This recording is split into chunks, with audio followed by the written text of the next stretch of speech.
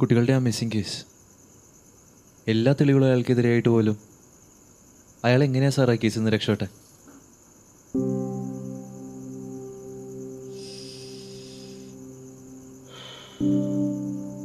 അന്ന് ആ case അന്വേഷിച്ചുകൊണ്ടിരുന്നത് George സാറായിരുന്നു. എല്ലാ പഴുതും അടച്ചുകൊണ്ട് തന്നെയാണ് കേസ് അന്വേഷണം അവസാനിപ്പിച്ചത്. ബട്ട് സാഹചര്യത്തിലൊന്നും കോടതിയിൽ നിലനിന്നില്ല. ആ വിത്തോട്ടൊന്നുമല്ലല്ലോ. അല്ല, 2 സാക്ഷികളുണ്ടായിരുന്നതല്ലേ, പോരാത്തതിന് ആ ബ്ലഡ് സ്റ്റെയിൻസും.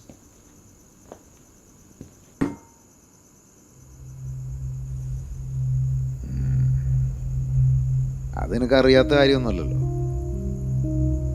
സാക്ഷികൾ കൂറുമാറി, ഫോറൻസിക് റിപ്പോർട്ടുകൾ തിരുത്തപ്പെട്ടു.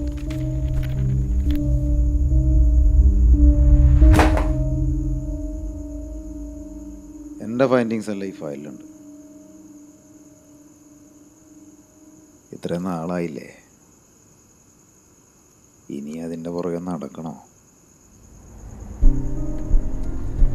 പഴുതുകളടച്ച് തെളിവുകളെല്ലാം ഒരാൾക്കെതിരാകുമ്പോൾ ഒരിക്കലും രക്ഷപ്പെടാനാവില്ല. അത് വെളിച്ചത്ത് നിന്നാലും ഇരുട്ടത്ത് നിന്നാലും. ബേസിൽ, ജോർജ് സാർ, ഇവർക്ക് മാത്രം അറിയാവുന്നൊരു ലൂപ്പ് ഹോളുണ്ട്.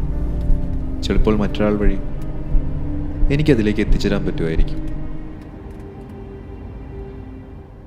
ഒരുപാട് കഷ്ടപ്പെട്ട് വളർത്തിയതാ. ചെയ്തു കൂട്ടിയ നെറുകേടുകൾക്ക് ഒരു കയ്യും കണക്കുമില്ല.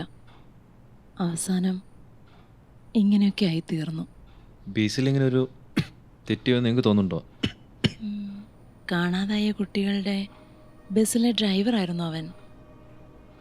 എന്തായാലും അവൻ ഒറ്റയ്ക്കൊരിക്കലും അതൊന്നും ചെയ്യില്ല.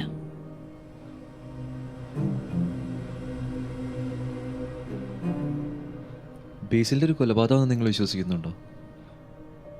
അതെന്തായാലും അവൻ മരിക്കേണ്ടവനാ. കാട്ടിലെ ഒരു മരത്തിൽ തൂങ്ങിക്കിടക്കുകയായിരുന്നു. ഒരാഴ്ച കഴിഞ്ഞാ കിട്ടിയേ. ജോർജ് സാറാ കേസ് അന്വേഷിച്ചത്. അവിടുന്ന് ഒരു വിരൽ കിട്ടിയിരുന്നു.